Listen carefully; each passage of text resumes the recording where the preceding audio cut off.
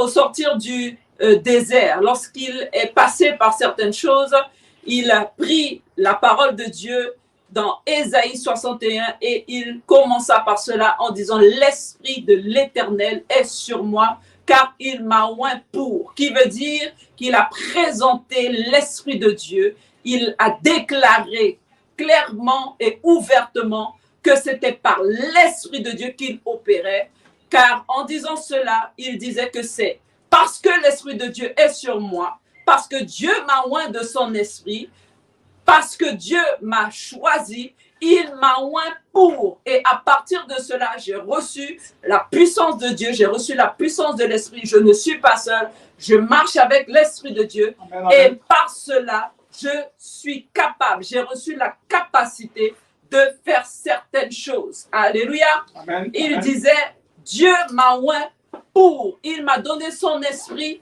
pour. Il m'a envoyé pour, en ayant reçu l'Esprit de Dieu. Il a dit à ses disciples: recevez l'Esprit. Et en étant, alléluia, prêt de partir, il leur a dit encore une fois: attendez-moi, ne partez pas, attendez que l'Esprit de Dieu, le Consolateur, va venir et il vous guidera dans toute la vérité, car il est l'Esprit de vérité. Alléluia. On avait vu aussi qu'il y avait un but à la présence de Dieu. L'Esprit de Dieu ne vient pas tout simplement pour pouvoir venir et te faire plaisir. Le Saint-Esprit est là parce qu'il a un mandat. Et c'est dans la série, toujours la dispensation du Saint-Esprit. Il a un mandat. Et ce mandat, c'est déjà de sauver l'Église, de préparer l'Église, alléluia, au retour et à l'avènement de Jésus-Christ de Nazareth, de t'aider dans tout ce que tu dois accomplir sur terre. Il a une mission. Amen. Et si tu comprends cela, tu vas t'atteler à toutes les tâches que l'Esprit de Dieu va te donner. Il donne aussi à chacun, et nous l'avions vu, il donne à chacun les dons qu'il veut, et comme il le veut, il les distribue pour l'utilité commune, pour l'utilité de l'Église, pour l'édification du corps de Christ. Amen. Amen, amen. Il est là aussi pour te former. Nous avions vu la dernière fois la formation avec Jésus-Christ dans le désert, là où il a été emmené par le Saint-Esprit pour pouvoir être tenté par le diable. Amen. Amen.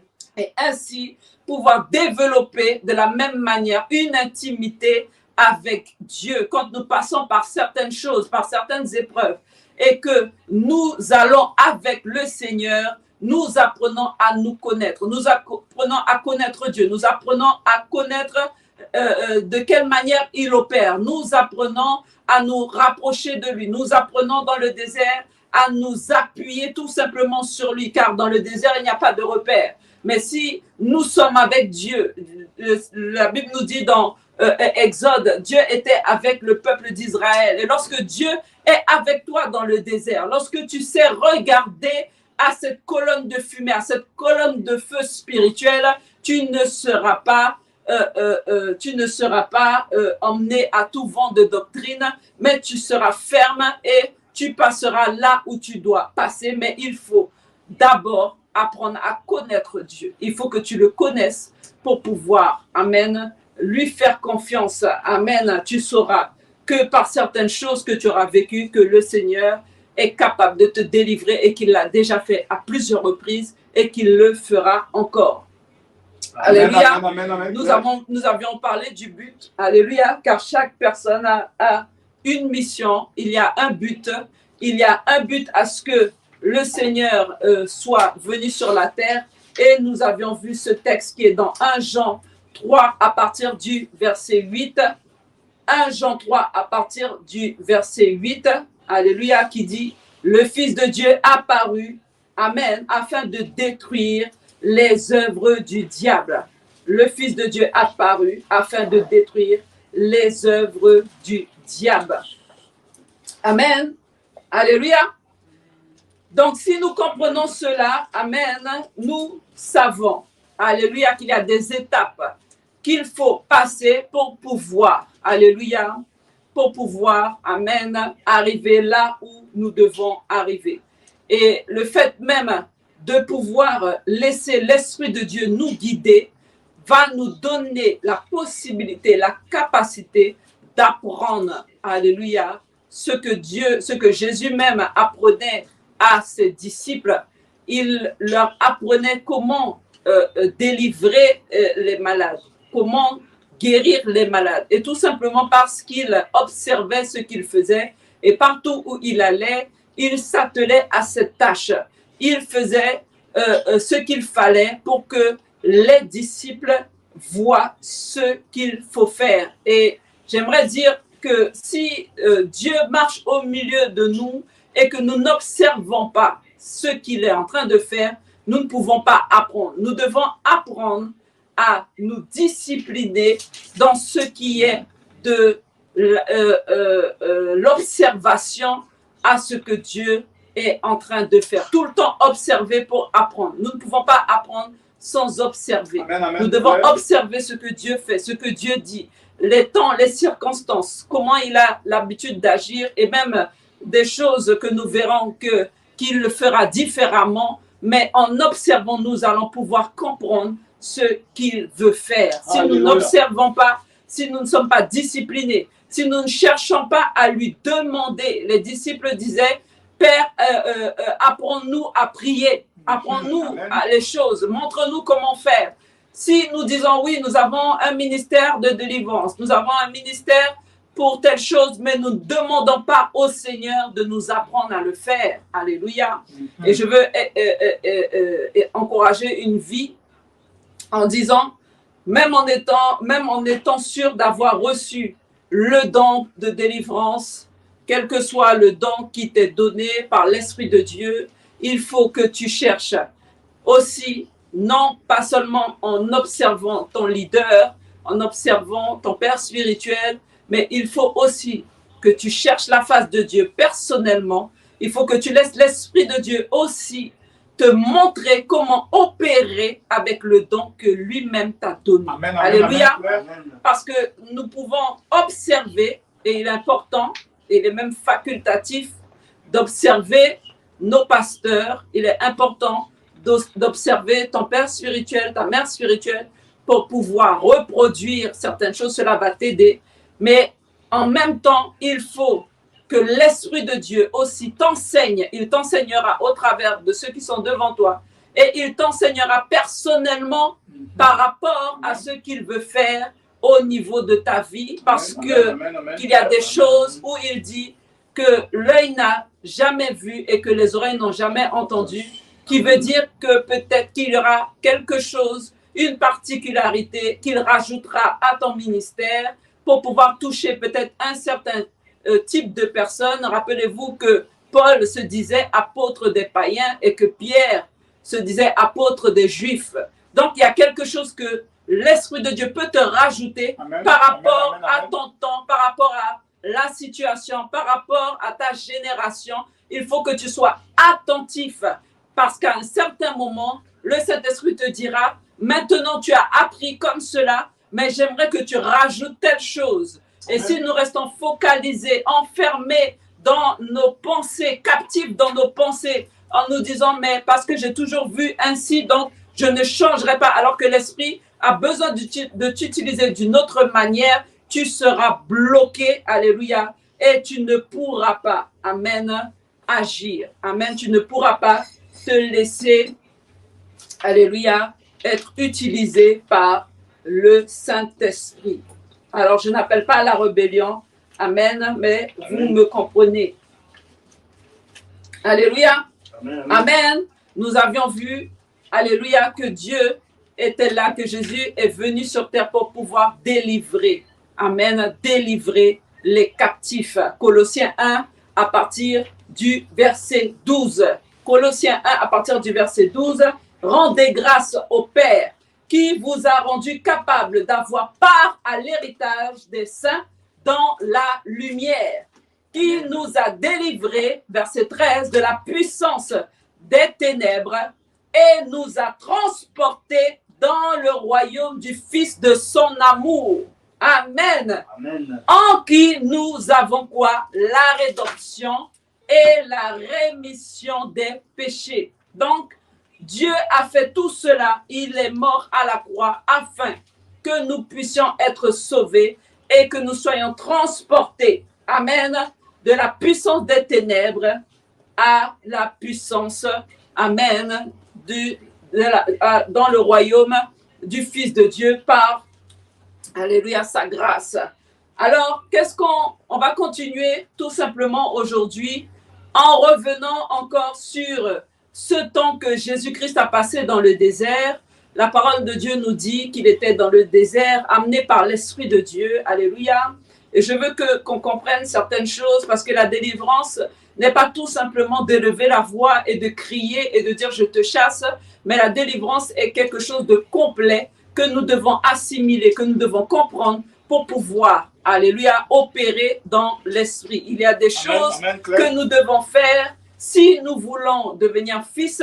Nous devons déjà être obéissants au Seigneur, nous devons déjà nous soumettre, nous devons déjà passer par la sacrificature, être des sacrificateurs, être un sacrifice vivant pour l'Éternel et ensuite vouloir, alléluia, parce que si tu ne le veux pas ou si tu ne t'engages pas, tu ne pourras pas faire certaines choses. Il faut vouloir t'engager. À chaque fois qu'un ange a pu apparaître dans l'Ancien Testament à un appelé comme, je vais parler de Gédéon et certaines personnes, il y a eu manifestation de la présence de Dieu où Dieu lance un appel, où il t'appelle personnellement et te parle de ce qu'il veut faire avec toi. Et si tu refuses, Dieu ne pourra rien faire. Alléluia. Dieu ne peut pas te forcer. Il doit avoir consentement de ta part là où tu vas vouloir t'engager pour pouvoir servir le Seigneur. Là où tu vas vouloir te jeter à l'eau sans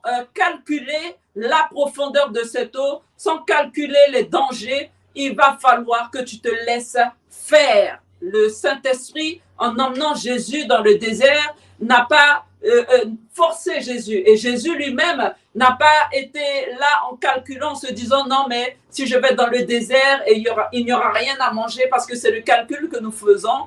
Et beaucoup n'arrivent pas à entrer dans le ministère, n'arrivent pas à servir Dieu parce qu'ils ont les pensées embuées par ceux qui ont peur, qu'il leur arrive quelque chose. Ils sont tout le temps en train de méditer négativement et de se dire oui, mais si je fais telle chose, il va m'arriver telle chose. Si je me lance dans telle chose, mais est-ce que je vais arriver à m'en sortir? Il y a toujours quelque chose qui se passe qui fait que nous ne nous lançons pas. Mais le fait de ne pas te lancer, le fait de regarder à ce que les gens vont dire, le fait de réfléchir à ce que tu pourrais perdre et tout cela, alléluia, ne te fera pas serviteur de Dieu. Amen.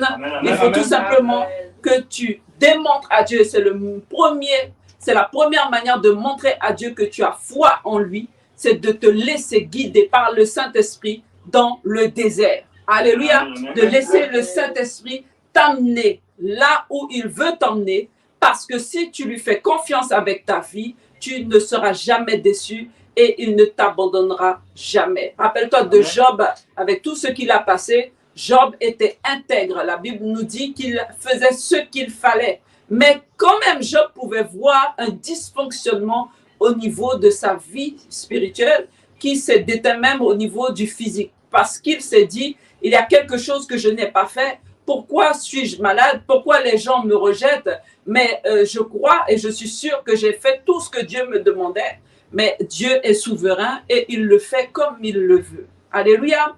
Alors, Dieu nous demande tout simplement de nous laisser faire par lui et de lui faire confiance. Si nous lui faisons confiance, nous devons lui faire confiance avec nos vies.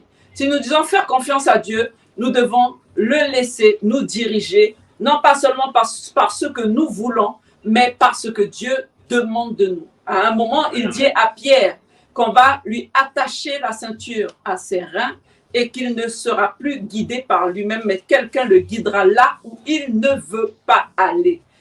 Qui veut dire, là où tu ne voudrais pas être, là où tu ne t'imaginerais même pas atterrir, c'est là que l'Esprit de Dieu t'emmènera et c'est là aussi la preuve d'amour que tu pourras adresser au Seigneur en disant, oui Seigneur, je te donne ma vie. Si je dois mourir à cet instant, si je dois mourir pour toi, si je dois mourir pour l'évangile, si je dois mourir pour l'œuvre du Seigneur, alors qu'il en soit ainsi. Mais une chose est sûre, c'est que je suis mort en toi. Alléluia. Amen. Alors, il y en a beaucoup qui vont dire, ah, moi, j'ai pas envie de mourir.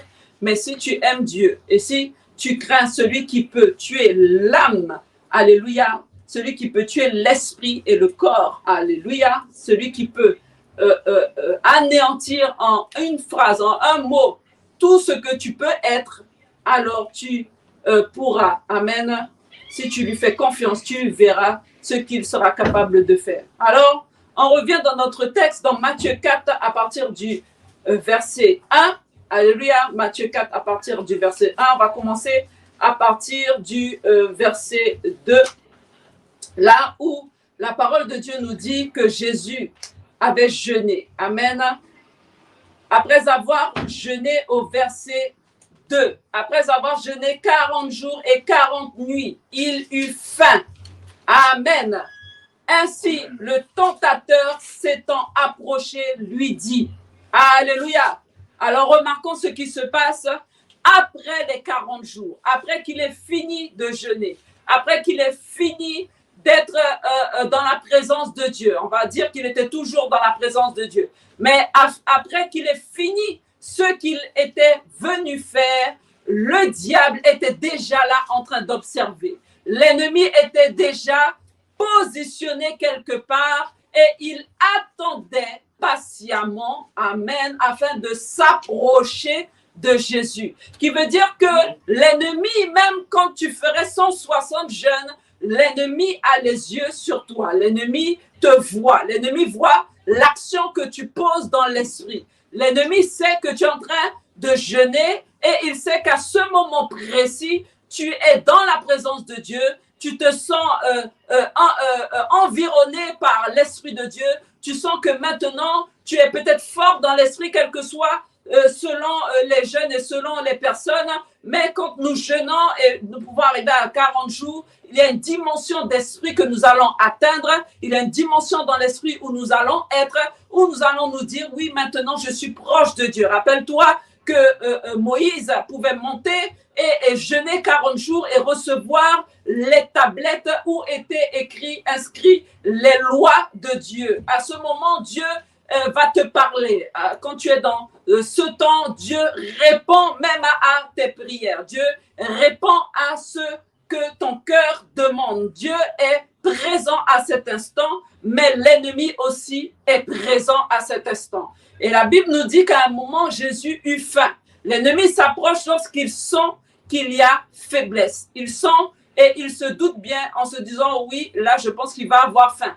Donc, qu'est-ce qu'il va faire? Il cherche le moment favorable où il va s'approcher pour pouvoir te tenter. Alors, Jésus était emmené dans le désert pour cela et sûrement qu'il s'y attendait et il se disait, mais après peut-être ce jeûne, le diable va se manifester. Et à ce moment, après avoir jeûné ces 40 jours, après s'être mis à part, après avoir atteint une certaine dimension dans l'esprit, après avoir entendu certaines recommandations, parce qu'après cela, Jésus partit et commença à opérer. Alléluia. Cette formation était nécessaire, ce temps était nécessaire. Alléluia. Afin qu'il puisse, amen, rentrer dans son ministère. À ce moment précis, on peut comprendre que quand nous arrivons dans une certaine dimension dans l'esprit, l'ennemi va se manifester fortement parce qu'il voit ce que tu es en train de faire et il sait que ça va lui poser des problèmes. C'est pourquoi, quand nous jeûnons, parfois, nous avons des attaques, nous avons des problèmes, des situations qui se manifestent, des personnes se mettent à t'insulter, il y a des personnes qui t'attaquent. Quel que soit ce que tu peux voir dans le physique, c'est tout simplement l'activité de l'ennemi parce que l'ennemi n'aime pas ce que tu es en train de faire. L'ennemi a peur, alléluia, et il essaie de te détourner de la présence de Dieu. Amen, amen, il essaie de voler ce que Dieu t'a déjà accordé au travers du jeûne et de la prière. Alors Jésus était dans ce jeûne parce qu'il voulait amener la délivrance. Il était là pour une mission particulière. Il avait quelque chose à faire et c'était déjà de délivrer les captifs, d'emmener la bonne nouvelle aux pauvres, de pouvoir emmener la guérison, et le diable savait cela. Dans Daniel 10, à partir du verset 10, nous allons le lire. Pour certains, nous connaissons déjà l'histoire.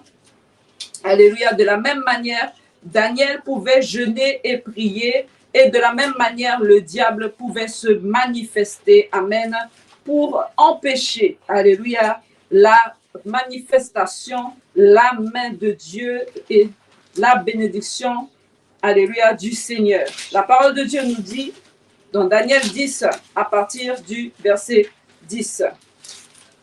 Amen, je lis la parole de Dieu.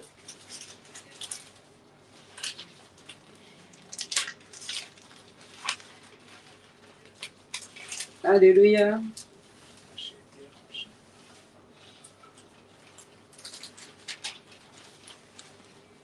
Amen. Il est dit, et voici, une main me secoua, une main me toucha et secoua mes genoux. Alléluia. Et mes mains. Puis il me dit, Daniel, homme bien-aimé, sois attentif aux paroles que je vais te dire et tiens-toi debout à la place où tu es, car je suis maintenant envoyé vers toi. Lorsqu'il eut ainsi parlé, je me tins debout en tremblant. Il me dit, Daniel, ne crains rien, car dès le premier jour où tu as eu à cœur de comprendre et de t'humilier devant ton Dieu, tes paroles ont été entendues. Alléluia. Alléluia. Et c'est à cause de tes paroles que je viens. Amen. Alors ici, la Bible nous dit, la parole de Dieu nous dit que Daniel s'est humilié devant Dieu avec un cœur sincère. Et ceux qui connaissent l'histoire, qui ont déjà lu le chapitre, on voit que Daniel va demander pardon pour son peuple.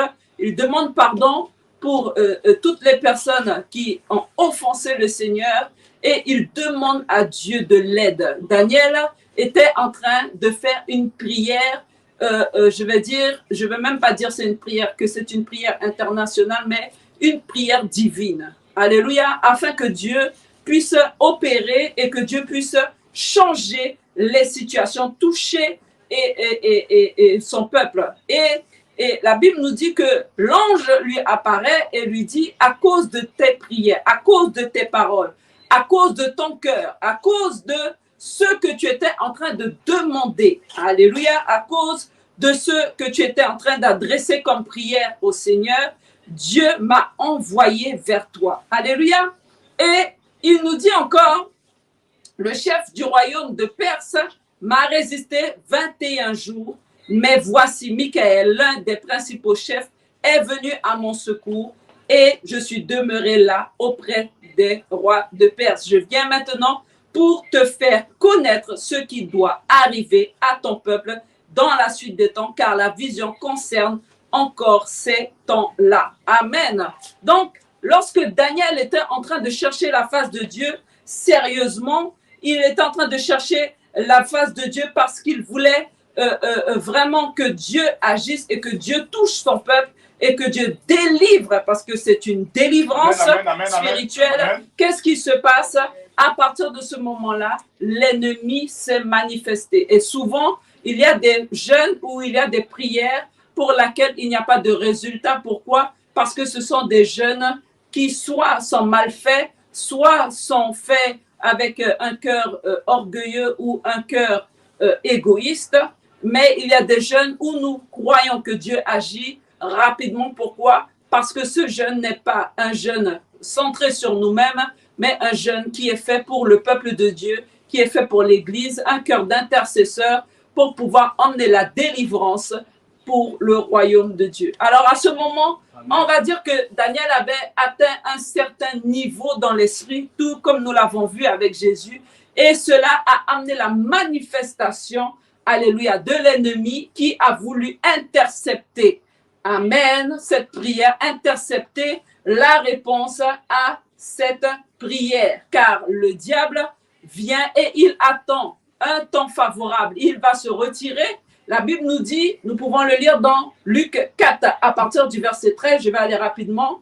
Luc 4 à partir du verset 13. Après l'avoir tenté de toutes les manières, le diable s'éloigna de lui jusqu'à un moment favorable. Alléluia. Jusqu'à ce qu'il trouve un moment favorable pour pouvoir, amen, revenir. Et nous voyons par la suite que l'ennemi est passé par Pierre à un moment pour lui dire qu'il n'ira pas à la croix. Donc, à un moment où il y a une faiblesse, à un moment où il y a une porte où il se dit que c'est une ouverture où il peut essayer de faire quelque chose, l'ennemi va encore essayer, alléluia, de revenir. Et par cela, j'aimerais exhorter chacun en disant que si l'ennemi a réussi, amen, à pouvoir entrer dans la présence de Dieu et amener Jésus-Christ, alléluia, à tenter Jésus-Christ, il est capable de le faire,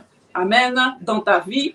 Il ne faut pas se dire que nous sommes intouchables, mais tout simplement être vigilants. Alléluia. Nous devons être vigilants et surtout nous appuyer tout simplement sur le Saint-Esprit. Amen. La Bible dit dans Romains 8 à partir du verset 26. Romains 8 à partir du verset 26. Romains 8 à partir du verset 26. Romains 8 à partir du verset 26. Je lis la parole de Dieu.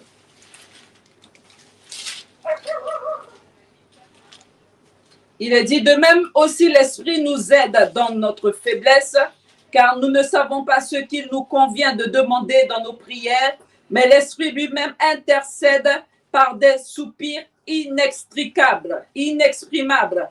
Et celui qui sonde les cœurs connaît quelle est la pensée de l'Esprit, parce que c'est selon Dieu qu'il intercède en faveur des saints.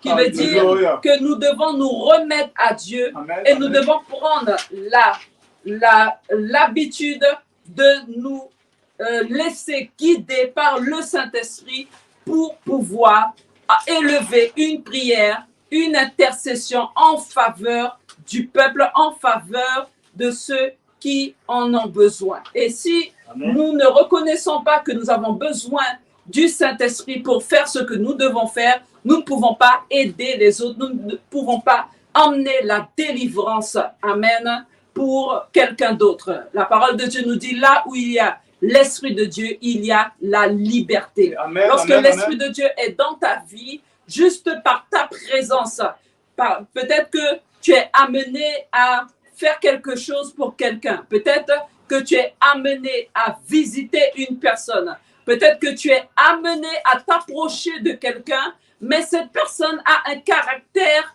peut-être qui ne te va pas. Mais ne lâche pas l'affaire. Pourquoi? Parce que ta présence, seulement la présence de l'Esprit de Dieu avec toi dans la vie de cette personne va dégager les ténèbres et Dieu va emmener une transformation. Bien sûr, par ton comportement, par ton témoignage, l'Esprit de Dieu le fera. Parce que là où un enfant de Dieu, un fils de Dieu, guidé par l'Esprit, met le pied, il y a quelque chose qui se passe, il y a une atmosphère ouverte, il y a une lumière qui jaillit et tu emmènes la délivrance automatiquement à cet endroit. C'est pourquoi Jésus disait, lorsque vous allez quelque part, il faut que, si on ne vous accepte pas, il faut que vous fassiez demi-tour et que vous puissiez, alléluia, remuer vos sandales, amen, amen, amen. De ce lieu et vous détourner en sortant de là. Mais il faut aussi le discernement parce que parfois, rappelez-vous de ces frères qui voulaient appeler l'éclair, qui voulaient appeler le feu sur ce peuple qui ne voulait pas les recevoir. Dieu dit quoi? Dieu dit, mais vous ne savez pas ce que vous dites. Donc, nous devons avoir le discernement et laisser le Seigneur faire amen, amen. Ce qu'il doit faire. Amen. Nous avons besoin amen. De Dieu pour la délivrance et sans lui, nous ne pouvons rien faire. Alléluia. C'est pourquoi dans Éphésiens 6, à partir du verset 10, il est dit, Éphésiens 6, à partir du verset 10, Éphésiens 6, à partir du verset 10, il est dit, au reste, fortifiez-vous dans le Seigneur et par sa force toute puissante. Revêtez-vous de toutes les armes de Dieu afin de pouvoir tenir ferme contre les ruses de l'ennemi. Amen. Alors, nous devons puiser notre puissance, puiser notre force, puiser tout ce que Dieu nous demande de faire est en Christ. Nous devons aller chercher en lui pour pouvoir nous-mêmes être fortifiés, être édifiés et pour pouvoir par la suite résister à l'ennemi et discerner ce que l'ennemi veut faire. Donc, Psaume 33 à partir du verset 13, Psaume 33 à partir du verset 13, il est dit, Psaume 33 à partir du verset 13. Si nous reconnaissons cela et nous reconnaissons la présence du Saint-Esprit dans nos vies, ce pourquoi il est là, alors Dieu nous permettra, amen, d'être un instrument entre ses mains. L'Éternel regarda du haut de ciel ses fils. Alors, alléluia. Amen.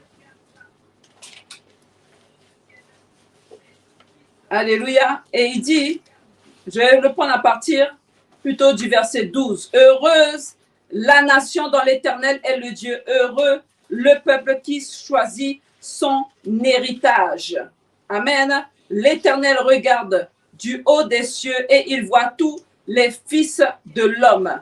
Du lieu de sa demeure, il observe tous les habitants de la terre, lui qui forme leur cœur à tous, qui est attentif à toutes leurs actions. Et au verset 16, il dit quelque chose de très important. Il dit, ce n'est pas une grande armée qui sauve le roi, ce n'est pas une grande force qui délivre le héros. Le cheval est impuissant pour assurer le salut et toute sa vigueur ne donne pas la délivrance.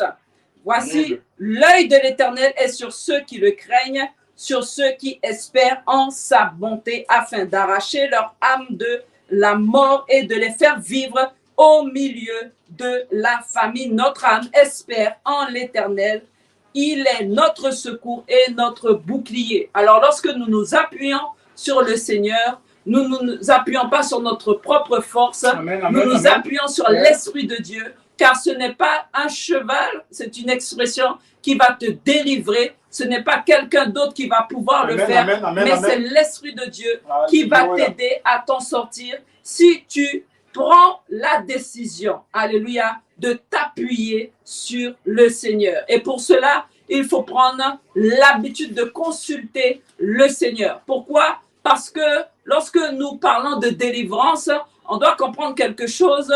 Il faut avoir le discernement des esprits. Il faut que l'Esprit de Dieu te guide en cela, parce qu'il y a plusieurs domaines, il y a plusieurs manières d'opérer. Et nous voyons que Jésus-Christ, tout au long de la parole de Dieu, il opérait de différentes manières. Il pouvait dire à l'un d'aller en mettant de la boue sur ses yeux, d'aller se laver. Il pouvait dire à un autre, il pouvait cracher dans ses mains et enduire les yeux de quelqu'un d'autre. Il pouvait tout simplement parler. Il pouvait tout simplement poser la main. Il pouvait tout simplement dire certaines choses. Et nous voyons qu'il y avait la délivrance. Alors, lorsque nous consultons le Seigneur, lorsque nous sommes devant la personne en question ou la situation en question et que l'Esprit de Dieu est dans nos vies et que nous avons travaillé notre écoute spirituelle avec le Saint-Esprit, nous pouvons reconnaître la manière dont l'Esprit de Dieu va nous parler, cette manière dont il va nous conduire. Pour certains, vous aurez une confirmation dans vos cœurs. Pour d'autres, ils entendent tout simplement sa voix, ils parlent avec lui. Et qu'est-ce qui se passe? À ce moment, vous allez consulter Dieu pour savoir ce qui doit être fait. Ce n'est pas parce que nous voyons quelque chose et que nous sommes sûrs qu'il y a un esprit que nous devons opérer tout de suite. Il faut laisser Dieu faire les choses. Rappelez-vous de ce que Jésus-Christ disait. Il disait que c'est lui, n'est-ce pas moi, qui vous ai choisi les 12, mais pourtant l'un d'entre vous est un démon. Qui veut dire qu'il aurait pu chasser dès le départ Judas, mais à un moment précis, à un temps donné, il a dit à Judas, va et fais ce que tu dois faire. Mais pendant tout ce temps-là, il savait qu'il marchait avec un démon. qui veut dire qu'il y a une manière d'opérer et tout cela c'est en étant guidé par le Saint-Esprit. Ésaïe 8 à partir du verset 19. Ésaïe 8 à partir du verset 19. Ésaïe 8 à partir du verset 19. Amen. Donc nous continuons notre message. Alléluia. Donc j'étais en train de dire qu'il faut que nous puissions avoir la communion avec le Saint-Esprit pour pouvoir tout simplement comprendre quand il va nous parler et entendre les directives qui vont nous être données.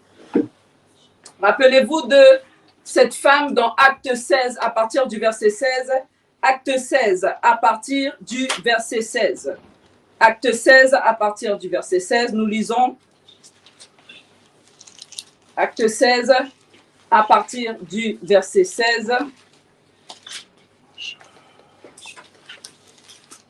Je lis la parole.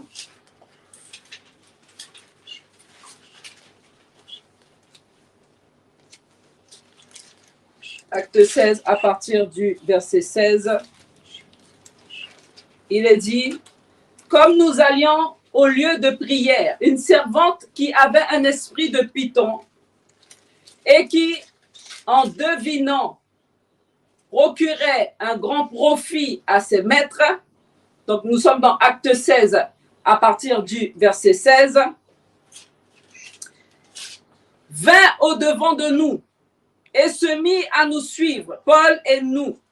Elle criait, ces hommes sont les serviteurs du Dieu très haut et ils vous annoncent la voie du salut. Elle fit cela pendant plusieurs jours. Paul, fatigué, se retourna et dit à l'esprit, je t'ordonne au nom de Jésus-Christ de sortir d'elle. Et il sortit à l'heure même. Amen. Donc, qu'est-ce qui se passe? Cette femme est possédée par un esprit et ce n'est pas parce que quelqu'un va te dire que tu es ou ce que Dieu fait dans ta vie ou ce qui se passe. Ce n'est pas une parole de connaissance qui va sortir de la bouche d'une personne qui voudra dire que cette personne-là est un serviteur du Seigneur. Il y a beaucoup de personnes qui utilisent des esprits démoniaques pour pouvoir dire à quelqu'un ce que Dieu a fait dans leur vie, prophétiser en disant que c'est Dieu qui leur parle ou d'autres. Peut-être tu vas voir un marabout ou quelqu'un d'autre pour pouvoir avoir la réponse à quelque chose, mais nous voyons, comme nous l'avons lu tout à l'heure dans Ésaïe, Dieu ne tolère pas et n'aime pas ces choses. Il faut aller vers celui, alléluia, qui t'a créé et qui a créé les personnes même qui vont te donner ces paroles qui viennent, amen, de ces esprits démoniaques. Alléluia. Donc, cette femme était habitée par un esprit. Elle avait un esprit python, mais Paul ne chassa pas l'esprit tout de suite. Après plusieurs jours, la Bible nous dit que Paul, fatigué, se retourna, alléluia, qui veut dire qu'il a toléré cette femme, qu'il a toléré cet esprit, et à un moment fatigué, il se retourna et il chassa l'esprit. Donc, nous sommes en train de parler du discernement. Lorsque tu as le discernement, il y a des choses aussi très techniques, mais cela, nous allons le faire dans un enseignement plus personnel, amen, en groupe personnalisé, alléluia, comme nous avons l'habitude de le faire, et nous verrons certaines choses. Donc, qu'est-ce qui se passe? Il y a le fait que nous puissions avoir le don, mais il faut aussi que nous puissions nous exercer à travailler ce que Dieu nous a donné, ce que le Saint-Esprit t'a donné pour pouvoir le développer et comprendre comment opérer maintenant lorsque Dieu te le demandera. Et pour que tu puisses avoir une certaine expérience en cela, bien que cela n'est pas statique, parce qu'il faut se laisser aussi guider par le Saint-Esprit qui va t'emmener à évoluer et à faire certaines choses différemment selon les lieux, selon les personnes, selon le temps, selon ce qui est en train de se passer. Le Saint-Esprit va le faire d'une manière différente. Amen. Est-ce qu'on se comprend? Donc, dans la délivrance, il y a le discernement que nous devons avoir, cette manière de réaliser ce qui est en train de se passer au-devant de nous et le fait même que nous sommes appelés à cela, parfois nous allons comprendre, nous allons voir que certaines choses se passent avant même que nous n'ayons à faire face à cela. Nous serons déjà avertis de ce que Dieu veut faire. Dieu va te montrer en avance, amen, qu'il y a telle chose à faire. Il va te montrer en avance qu'il y aura une délivrance à faire. Il va te montrer en avance que quelque chose est à faire. Rappelez-vous de cet homme qui va voir Élie afin d'être délivré. Amen. Qu'est-ce qui va se passer? La Bible dit qu'il n'est même pas sorti, Élisée n'est même pas sorti de là où il était. Alléluia. Mais il a tout simplement parlé. Amen. Et les choses se sont faites. Amen. Il est tout simplement resté dans sa demeure, dans sa maison, et il a donné des ordres afin que cet officier puisse avoir la guérison. Donc, Dieu opère de différentes manières et nous pouvons être avertis en avance de ce qui va se passer et de la manière dont nous aurons à opérer dans l'esprit. Il y a quelque chose aussi de très important dans la délivrance par l'Esprit de Dieu, parce que lorsque nous lisons la parole, la Bible nous dit, comme nous l'avons lu dans Matthieu, que c'est par l'Esprit de Dieu, alléluia, que je chasse les démons. Et si c'est par l'Esprit de Dieu que je chasse les démons, sachez que le royaume de Dieu s'est approché de vous. Alors, lorsque nous parlons de cela, l'Esprit de Dieu ne délivre pas, comme je l'ai dit plus haut, l'Esprit de Dieu ne délivre pas tout simplement comme nous crions, je te chasse au nom de Jésus, mais l'Esprit de Dieu qui est l'Esprit de vérité délivre de différentes manières et il délivre surtout lorsque nous-mêmes, nous sommes amenés à faire un travail sur nous-mêmes afin d'être opérationnels pour les autres. Dans Romains 14 à partir du verset 17, Romains 14 à partir du verset 17, Romains 14 à partir du verset 17, nous lisons. Alléluia, Romains 14, car le royaume de Dieu, ce n'est pas le manger et le boire, mais la justice, la paix et la joie par le Saint-Esprit. Alléluia. Amen. Et il dit, celui qui sert Christ de cette manière est agréable à Dieu et approuvé des hommes. Donc, nous devons comprendre que le Saint-Esprit est là, non pas pour les choses matérielles, là où nous sommes en train de demander au Saint-Esprit de nous aider pour nous donner ce qui est matériel, mais nous devons comprendre que les choses sont surtout spirituelles et d'abord spirituelles.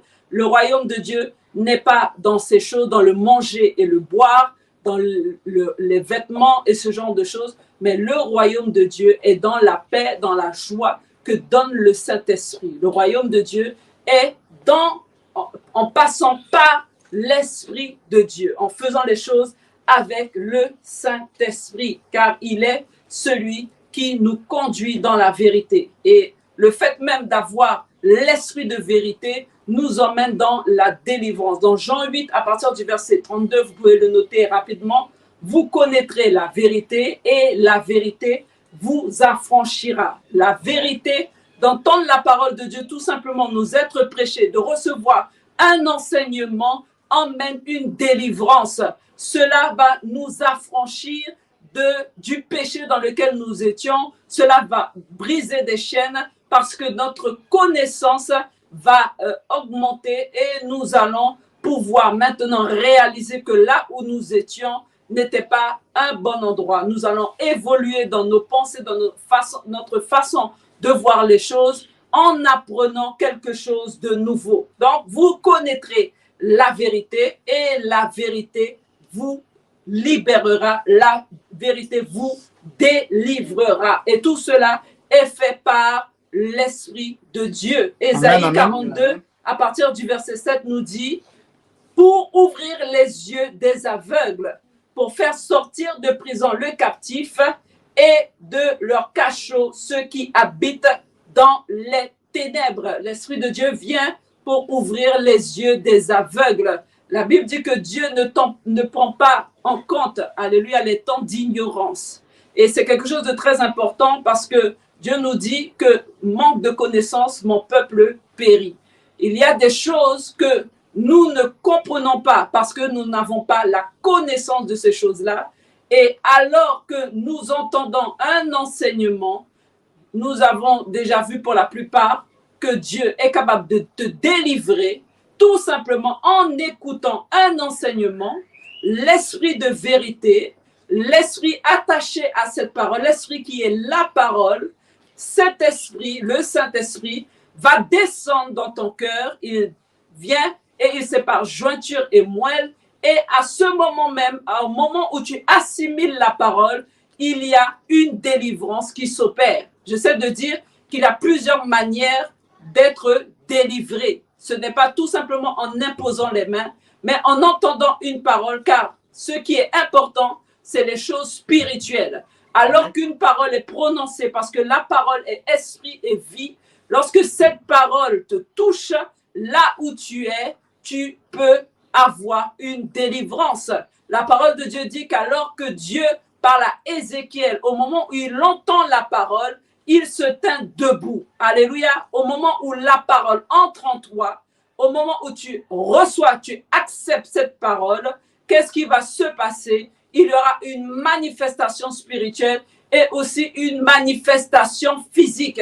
Alors pour ceux qui sont spirituels, lorsque tu donnes une parole à quelqu'un, lorsque tu parles avec quelqu'un, tu peux le sentir dans l'esprit si cette parole a été acceptée ou pas. Parce que souvent, nous pouvons le ressentir. Je ne parle pas de sentiments physiques, mais nous ressentons spirituellement qu'il y a un blocage qui se fait. Nous ressentons qu'il y a une fermeture des portes. Nous ressentons qu'il y a un raisonnement qui est placé là. Et c'est pourquoi, dans la parole, il est dit, nous rendons toutes les pensées captives à l'obéissance de Christ, parce que parfois les pensées sont entourées d'une forteresse et la parole de Dieu ne passe pas. Alléluia, c'est par là que la guérison et la délivrance va s'opérer par l'Esprit. L'Esprit de Dieu, l'Éternel est sur moi, car il m'a oint pour emmener une délivrance, pour emmener une parole qui va pouvoir libérer les captifs. Mais de la même manière que l'Esprit de Dieu vient sur sur la personne qui est appelée à pouvoir emmener cette délivrance à quelqu'un d'autre ou à une personne tierce, si la personne n'est pas réceptive à ce qui est fait, elle ne pourra pas être délivrée. Est-ce qu'on se comprend? Si la foi, alléluia, et je vais aller même plus loin, il faut qu'il y ait le consentement de cette personne. Amen. À plusieurs reprises, nous voyons que Jésus pouvait dire, que veux-tu que je te fasse? Alléluia. À un moment, il dit à cet homme, mais que veux-tu que je te fasse? Que veux-tu que je fasse pour toi? Et c'est à toi maintenant de dire, oui Seigneur, fais-le. Et un autre de dire, viens en aide à mon peu de foi. Amen. Dieu veut que tu sois consentant parce qu'il n'ira pas à l'encontre de ce que toi, tu veux. Il ne va pas te forcer, alléluia, à recevoir cette guérison. Il ne va pas te forcer à recevoir cette délivrance. Même en disant, oui, le pasteur va prier et la chose va se faire. Si le pasteur prie et que toi-même, tu n'es pas convaincu dans ton cœur et que tu n'es pas sûr de toi-même, que tu ne crois pas sincèrement que Dieu va le faire, alléluia, il ne se passera rien parce que Dieu a besoin de ton consentement. Alléluia. À plusieurs reprises, nous voyons que d'autres se lèvent en disant Seigneur, Seigneur, délivre-moi. Nous avons l'exemple de Bartimée, là où Jésus lui dit qu'il vienne à lui alors qu'il était aveugle. Dieu te demande, alléluia, de pouvoir faire preuve de foi. Amen.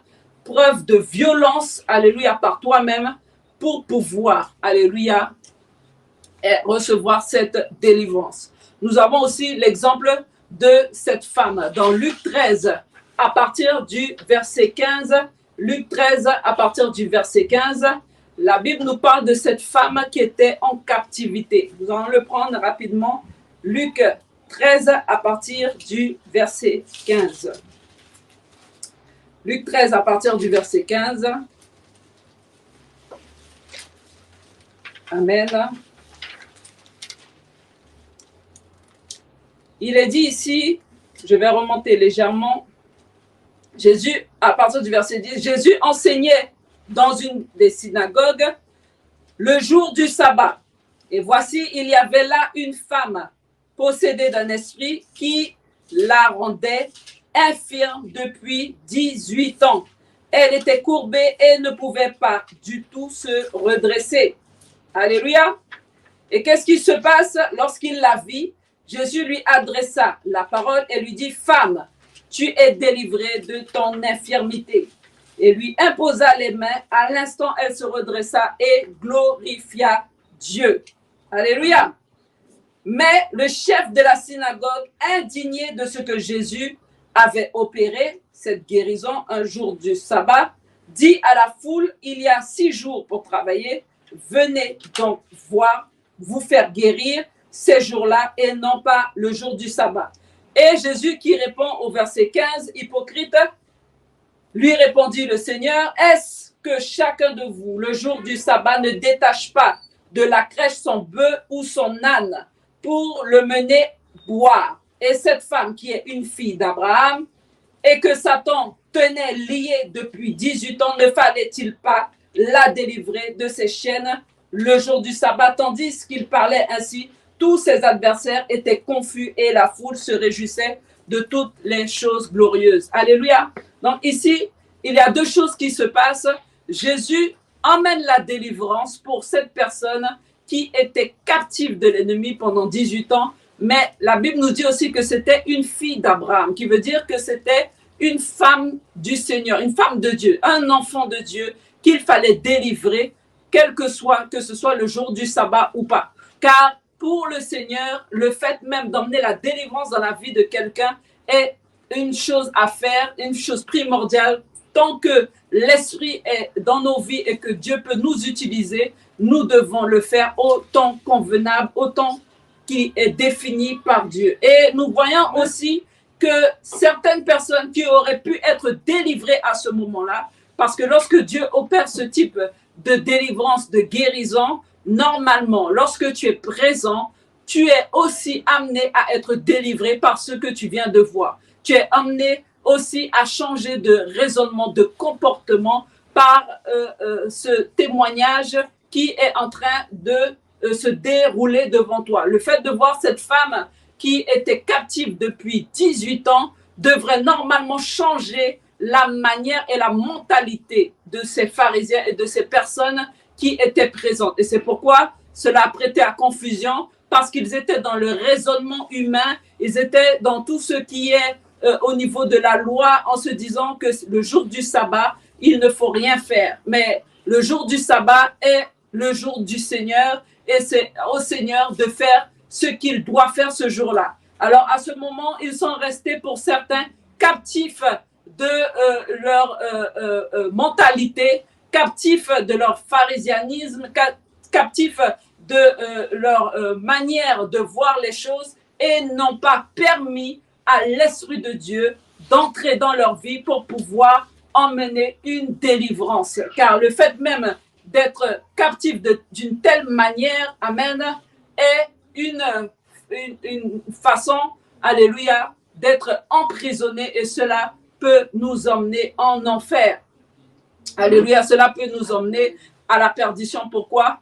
Parce que nous ne regardons pas au cœur, nous ne regardons pas à la manière de faire, qui veut dire nous ne regardons pas tout simplement à l'amour de Dieu, mais nous regardons à ce que nous devons faire techniquement, à nos œuvres, mais pas par la foi. Nous sommes encore sous la loi et non pas sous la grâce. Donc, eux, ils étaient en train de regarder à ce qu'ils voyaient au niveau physique, mais ils n'étaient pas du tout dans l'esprit. Car quelqu'un qui est dans l'esprit et qui connaît le Seigneur, c'est qu'il est un Dieu d'amour. Et le Dieu d'amour fait quoi? Il délivre ses enfants. Alléluia. Il va vouloir emmener une délivrance et une guérison dans ta vie. Amen.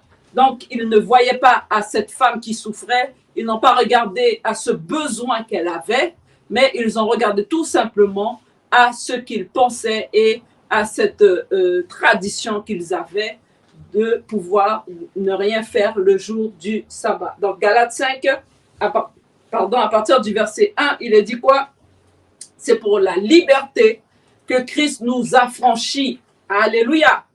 Demeurez donc fermes et ne vous laissez pas mettre de nouveau sous le joug de la servitude, car il est possible, après d'avoir été délivré, de revenir se placer nous-mêmes sous le joug du péché. Rappelez-vous, lorsque Dieu parle de cet esprit qui est chassé et qui part, il va chercher un lieu de repos et n'en trouvant pas, il revient dans sa maison qu'il a quittée, la voyant balayée et vide, il repart chercher cet autre esprit plus fort et vient y habiter. Alors à ce moment, qu'est-ce qui se passe?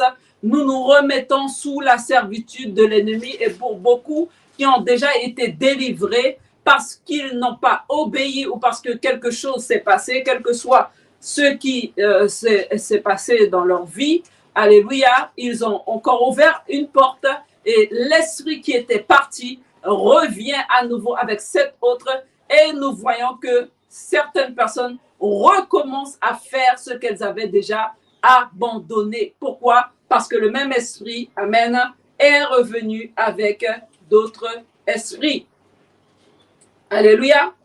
Amen, amen. Amen. Donc la meilleure manière, alléluia, de pouvoir être délivré, amen, amen, c'est de pouvoir se soumettre au Seigneur dans l'obéissance. Et nous allons voir ça la prochaine fois, alléluia. Nous allons le voir la prochaine fois parce que nous n'avons pas terminé.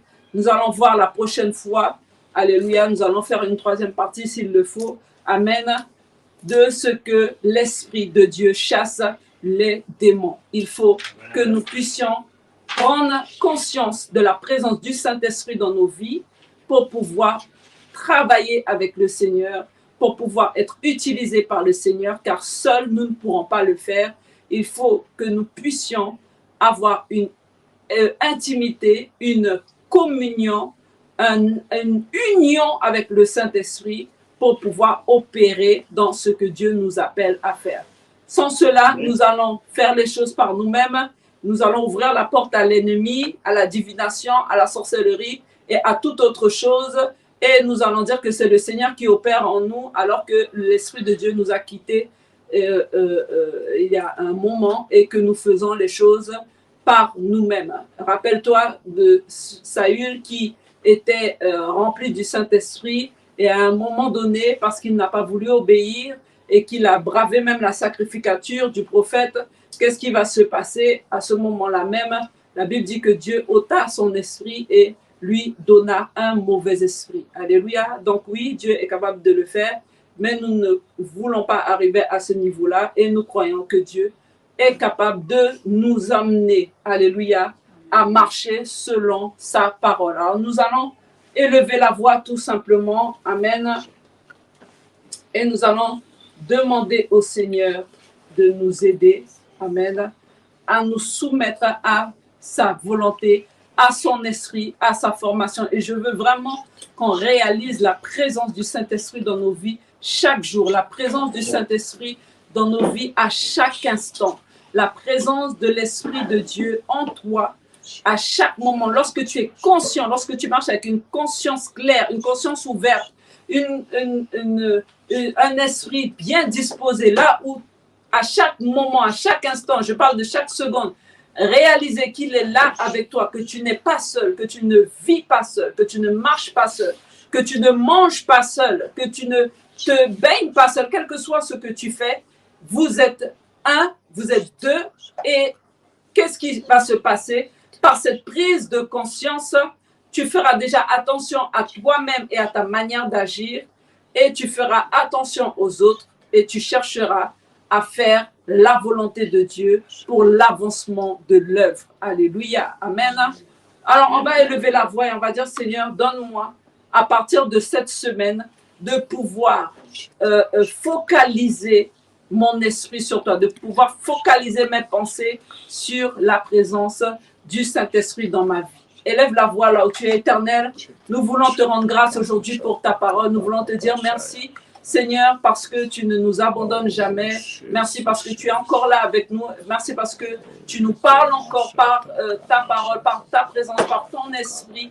Et Seigneur, aujourd'hui, nous voulons élever la voix et te dire que nous voulons tout simplement marcher par l'esprit. Car tu nous dis, Seigneur, que ceux qui sont fils et filles de Dieu sont guidés par le Saint-Esprit. Alléluia. Et parce que nous croyons, Seigneur, que nous sommes guidés par toi, nous croyons, Seigneur, tout simplement que nous sommes tes enfants. Et nous te demandons d'avoir un esprit aiguisé. Nous te demandons, Seigneur, de pouvoir tout simplement garder une conscience claire, de garder d'être focalisé sur ta présence, ne pas oublier ta présence, ne pas oublier ton esprit pour pouvoir être utilisé par toi au nom de Jésus-Christ de Nazareth. Nous voulons faire ce que tu as fait et ce que tu as commencé de faire, c'était d'abord de dire que c'est par l'Esprit de l'Éternel que tu opères, c'est parce que tu as été loin du Saint-Esprit que tu fais certaines choses. Et par cela, nous comprenons, Seigneur, que notre appel dépend de la présence du Saint-Esprit dans nos vies, dépend de cette communion que nous avons avec lui. Seigneur, nous te rendons grâce. Nous te disons merci pour ce que tu fais. Au nom de Jésus.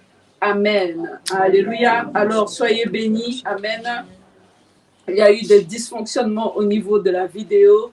Alléluia. Mais nous pouvons la lire et la relire et la partager parce que ce qui est important, c'est ce que l'Esprit de Dieu a pour toi. Quelle que soit la manière dont ça a été fait. Alléluia. Mais je crois que si tu te focalises sur la parole de Dieu, l'Esprit de Dieu va te donner la nourriture qu'il te faut pour l'instant présent et le moment par lequel tu passes en ce moment même. Alors, soyez bénis et que la main de Dieu soit sur vous au nom de Jésus. Amen.